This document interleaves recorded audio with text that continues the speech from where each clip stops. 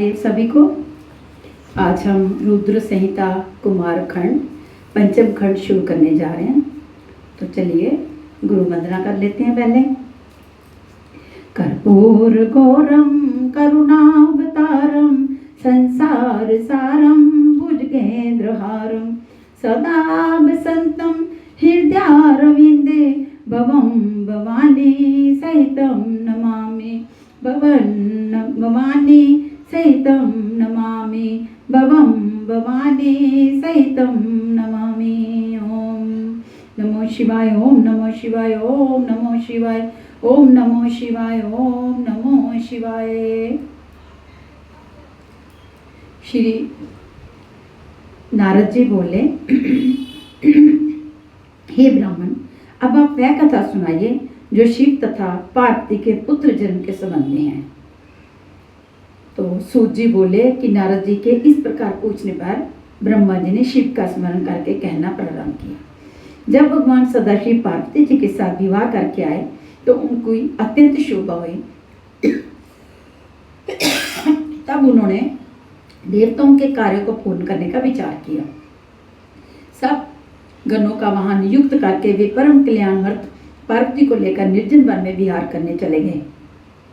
वहां पर रतिवर्धक शैया बनाकर देवताओं के सहस्त्रों वर्ष तक विहार करते रहे। बहुत समय हो जाने पर देवताओं ने ब्रह्मा जी जो साथ लेकर विष्णु भगवान ने कहा, हे नाथ, हजारों वर्ष बीतने पर भी भगवान शिव के कोई पुत्र उत्पन्न नहीं हो पाया है। विष्णु ने कहा, तुम चिंता मत करो, शिव के विहार में भंग मत डालो। फिर शक्ति और शक्तिमान के रत्नी विहार से तीनों लोग कांपने लगे। तब सभी देवता विष्णु के साथ लोक प्रभु भगवान शंकर की शरण में जाकर बाहर खड़े खड़े स्तुति करने लगे। स्वामी कार्तिकेय का जन्म।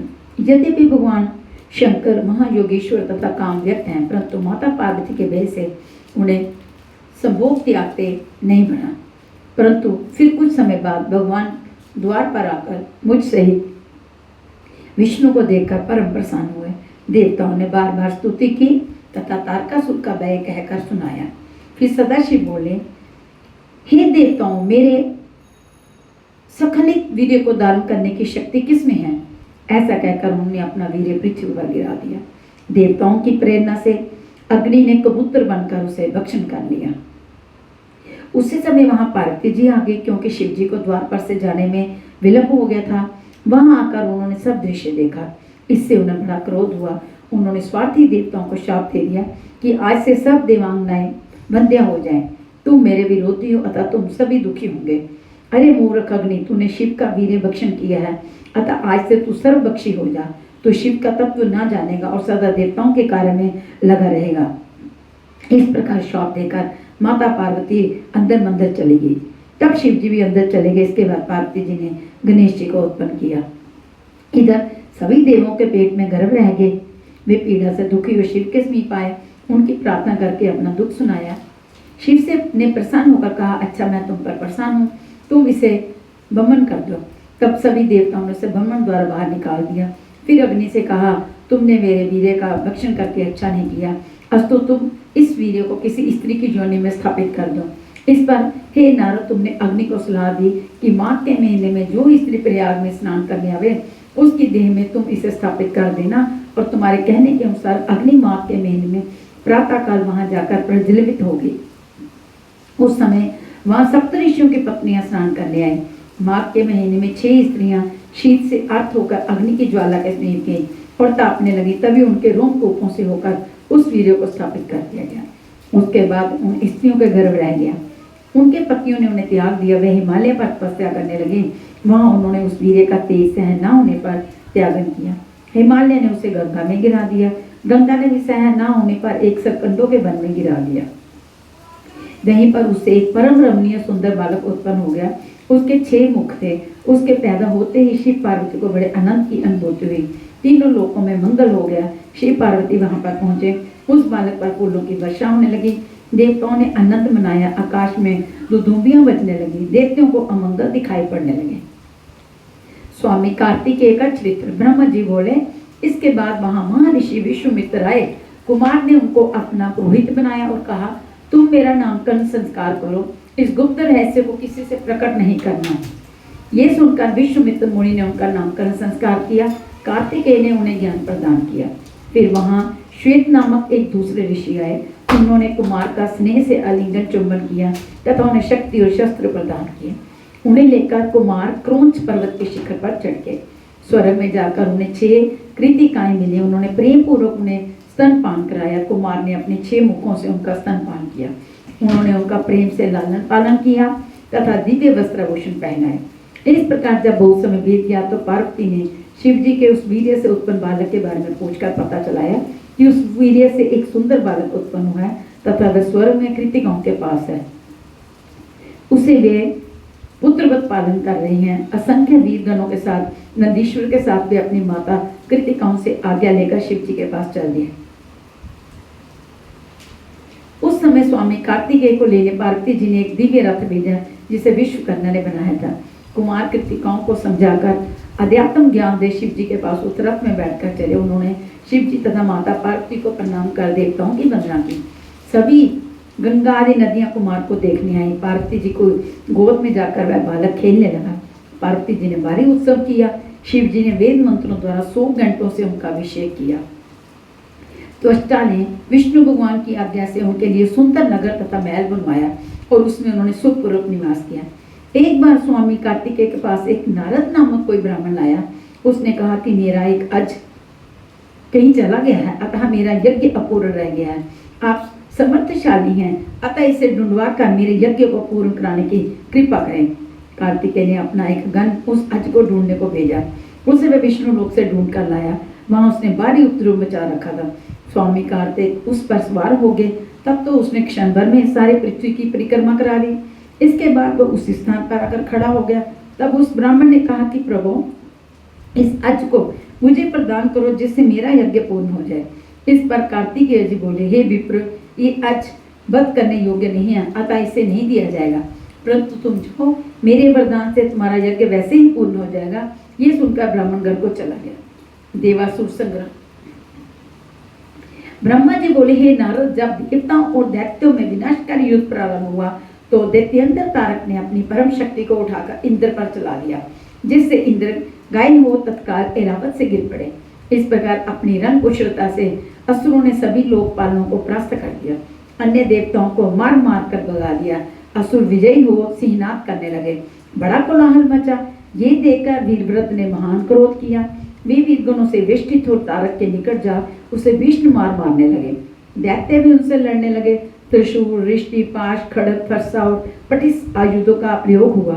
वीरभद्र ने तारों को घायल कर दिया। वह मूर्छित होकर पृथ्वी पर गिर पड़ा। फिर महाकोतुकी तारक ने वीरभद्र को युद्ध भूमि से भगा दिया।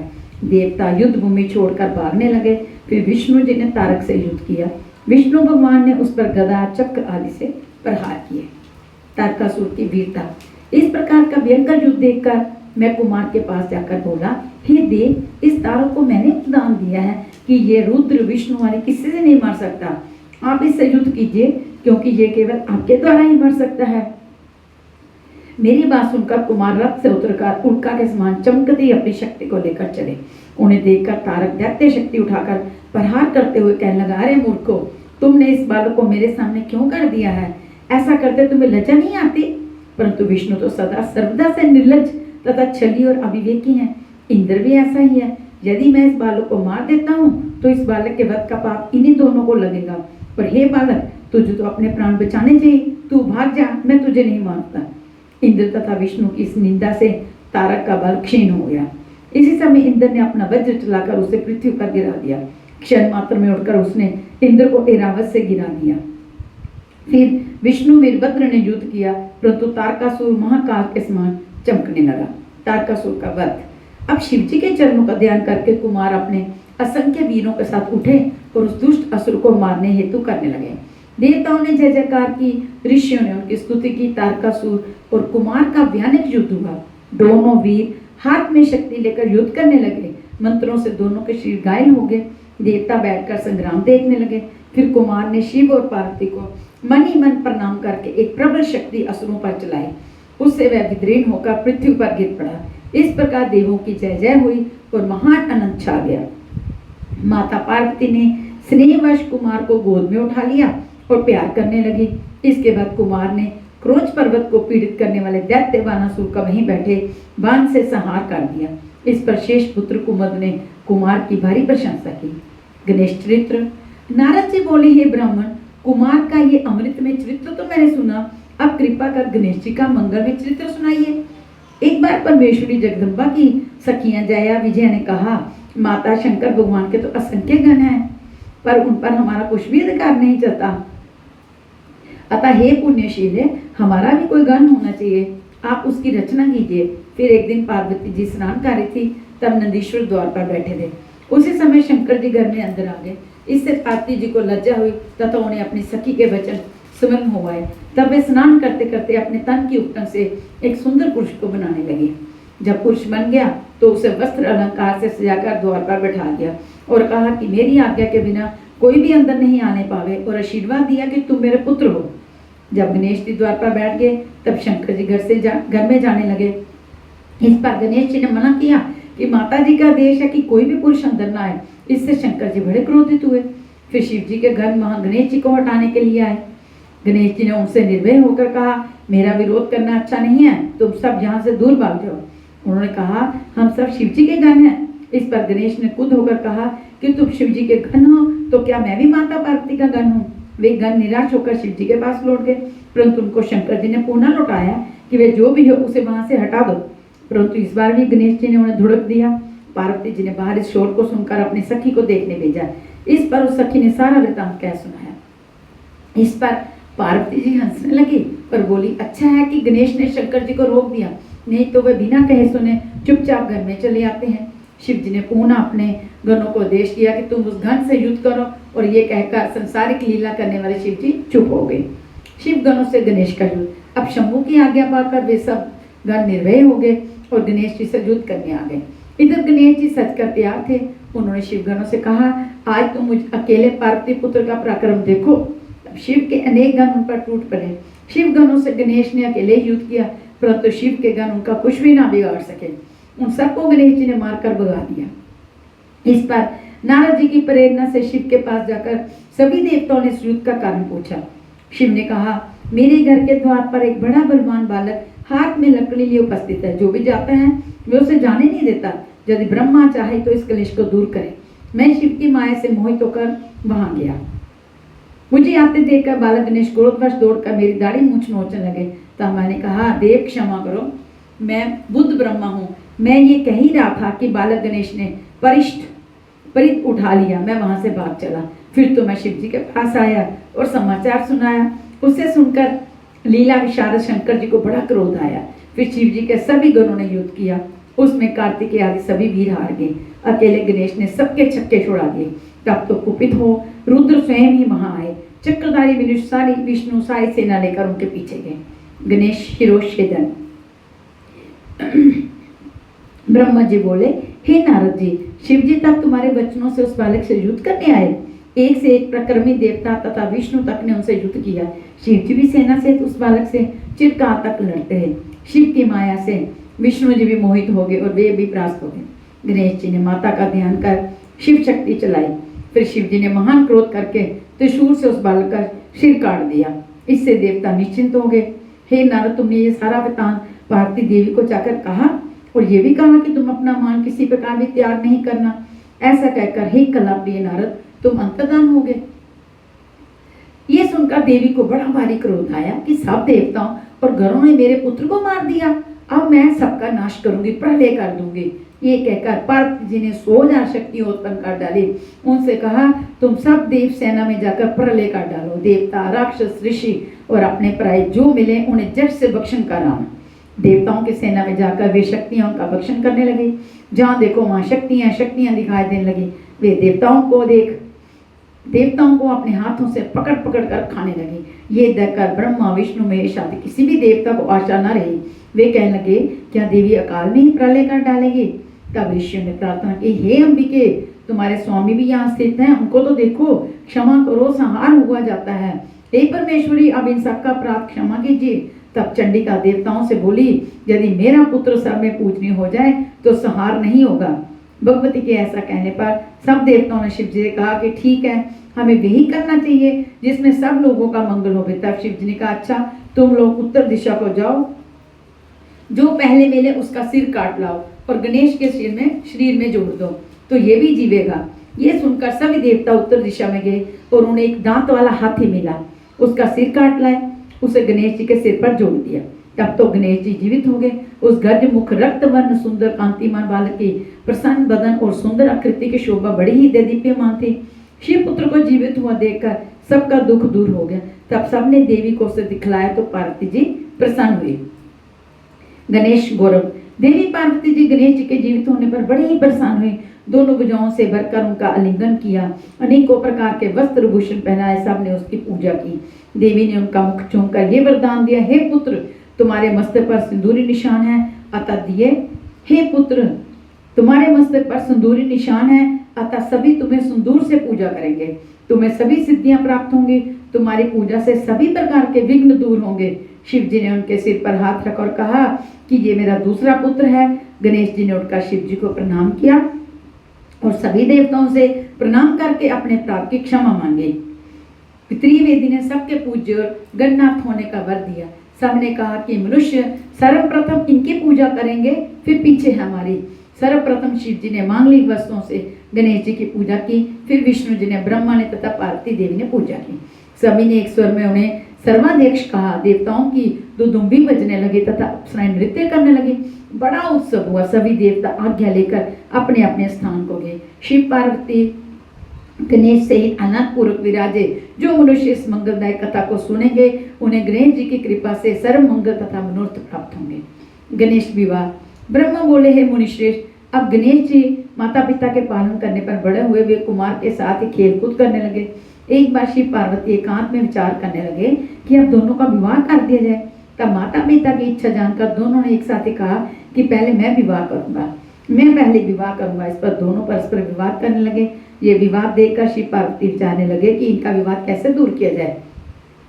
तब उन्होंने एक उपाय सोचा कि तुम दोनों ही एक समान प्रिय हो, अतः तुम में जो प्रथम पृथ्वी की परिक्रमा करके आएगा उसी का प्रथम विवाह करेंगे। ऐसा सुनकर कार्तिकेय जी तो पृथ्वी की परिक्रमा के लिए झट से चल दिए, परंतु गणेश जी बुद्धिपूर्वक सोचने लगे कि मैं क्या करूं, कहाँ जाऊं, मुझसे तो एक कोस भी नहीं चला जाता। फिर सोच विचार कर माता पिता से बोले, आप दोनों सिंहासन पर बैठी, मैं पूजा करूंगा। का पार्वती और शिव जी गणेश जी की पूजा ग्रहण करके बैठ गए। गणेश जी ने दोनों की पूजा की, परिक्रमा की, फिर स्तुति करके माता पिता से बोले, अब आप मेरा विवाह कर दें। शिव जी ने पूछा, क्या तुम पृथ्वी की परिक्रमा कर रहे हैं? कुमार गए हैं, जाओ तुम भी शीघ्र परिक्रमा करो। गणेश जी हाथ जोड़कर बोले, जब मैंने आपकी 7 बार परिक्रमा कर ली तब आप कैसे कह सकते हैं कि परिक्रमा करो? क्या इसमें पृथ्वी की परिक्रमा नहीं हुई? क्या ये वेद शास्त्र असत्य हो जाएंगे? अतएव आपको शीघ्र ही मेरा विवाह कर देना चाहिए।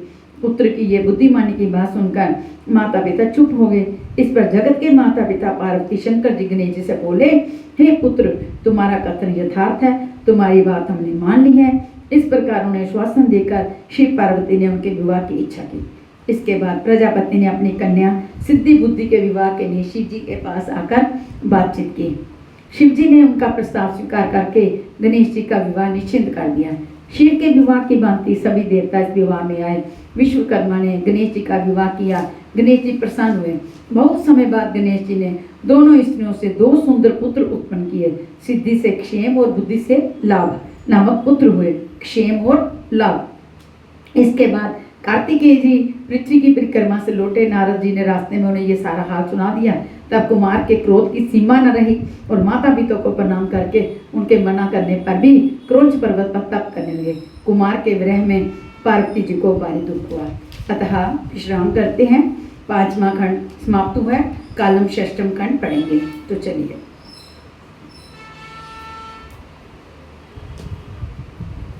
ओम नमः शिवाय, ओम नमः शिवाय, हर हर भोले नमः शिवाय, ओम नमः शिवाय, ओम नमः शिवाय, हर हर भोले नमः शिवाय, ओम नमः शिवाय, ओम नमः शिवाय, हर हर भोले नमः शिवाय।